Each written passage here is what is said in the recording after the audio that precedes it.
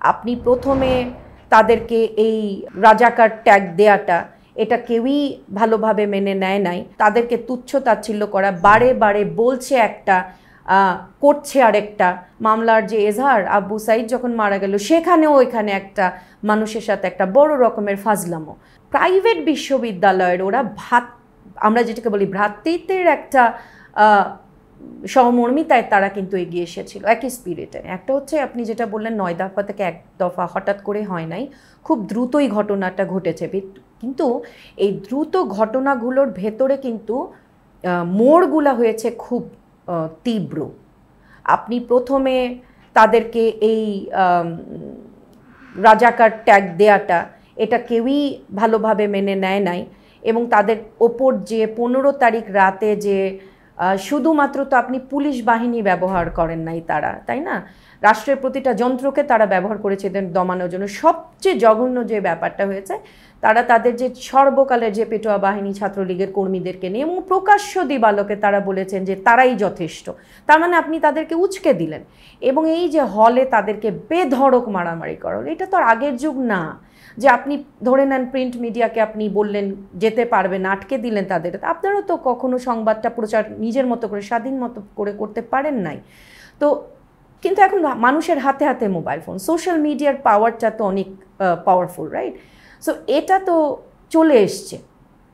এই আন্দোলনের পরবর্তী প্রশাসনের ভূমিকা সব কয়টা একটার পর একটা এই বিগত সরকারের ভুল স্টেপ ছিল, ভুল পদক্ষেপ ছিল, এবং তাদেরকে তুচ্ছ তাচ্ছিল্য করা, বারে বারে বলছে একটা করছে আরেকটা। তারপরে এই যে পুলিশ বাহিনীকে বলা যে তারা বুঝে শুনে গুলি মারতে পারবে, এবং তারা মামলার যে এজাহার, আব্বু সাইদ যখন মারা গেল সেখানেও এখানে একটা মানুষের সাথে একটা বড় রকমের ফাজলামো। তো এই সমস্ত জিনিস তো এইবার যে নতুন হয়েছে তা না, এটা তো 15 বছর ধরে এই করে আসছে। অপোজিশনের লিডারদেরকে তুলে নিয়ে যাচ্ছে, ইলেকশনের আগে তুলে নিয়ে যাওয়া, মামলা দেওয়া, কারো কিছু থেকে কিছু হলে ভুয়া মামলা দিয়ে একদম গণহারে তুলে নিয়ে যাওয়া, এই সমস্ত ব্যবস্থাগুলার বিরুদ্ধেই কিন্তু এইবারের যে তরুণ সমাজ তারা কিন্তু প্রস্তুতি নিয়েই নেমেছিল যে তারা কি কি করতে পারে। কিন্তু এটা কোনোভাবেই আশা করা যায় নাই যে একটা সাধারণ দাবিকে তারা এই পর্যায়ে, মানে বিগত সরকার এই পর্যায়ে নিয়ে যাবে। সেই কারণে 9 দফা থেকে যখন তাদেরকে ডিবি অফিসে তুলে নিয়ে গেল, এরা তো, আমি বলবো আমার কাছে, আমি তো শিক্ষক মানুষ, আমার কাছে তো এদেরকে বাচ্চা ছেলে মেয়েই মনে হবে, তাই না? একেবারে তরুণ, ওদের দাবিটা এবং প্রত্যেকটা মুহূর্তে আপনি দেখবেন ওরা নিরস্ত্র ছিল, শান্তিপূর্ণ ছিল, তাই না?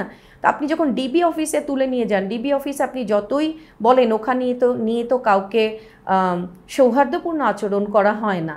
তো আমাদের সন্তানরা যখন ডিবি অফিসে যাবে, সেখানে আমরা যেমন আমাদেরকে যেরকম আঘাত ফেলেছিল, প্রাইভেট বিশ্ববিদ্যালয়ের ওরা আমরা যেটাকে বলি ভ্রাতৃত্বের একটা সহমর্মিতায় তারা কিন্তু এগিয়ে এসেছিল একই স্পিরিটে। দেখেন, ওদের কিন্তু ওরা কখনো বিসিএসের জন্য অ্যাপ্লাই করবে না, আমরা সাধারণত যেটা জানি। কিন্তু কেন এত অন্যায় হলো একটা ন্যায্য দাবিতে, এবং এইভাবে হচ্ছে, তার প্রতিবাদে কিন্তু প্রাইভেট বিশ্ববিদ্যালয়গুলোও যোগ দিল। তার পরবর্তীতে সমাজের বিভিন্ন স্তর থেকে একে একে মানুষ নেমে আসলো।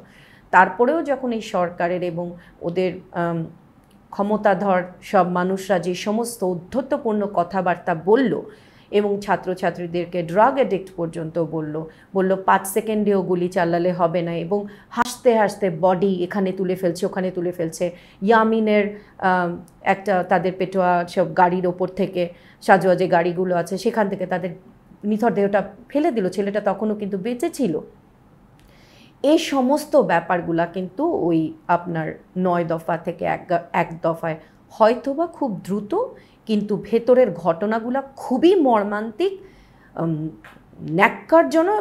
পৃথিবীর ইতিহাসে বাংলাদেশের এই ইতিহাসটা খুবই ন্যাক্কারজনক, একটা কালো অধ্যায় হিসেবে কিন্তু তারা বিগত সরকার যে করেছে এটা হিসেবে কিন্তু ইতিহাস থেকে যাবে। তো এখান থেকে কিন্তু 9 দফার পরে 1 দফা, এরপরে আর কোনো দফা, মানে যেটা বলে যে আর কোনো বিকল্প ছিল না, এটা 1 দফাতে থাকতেই হবে।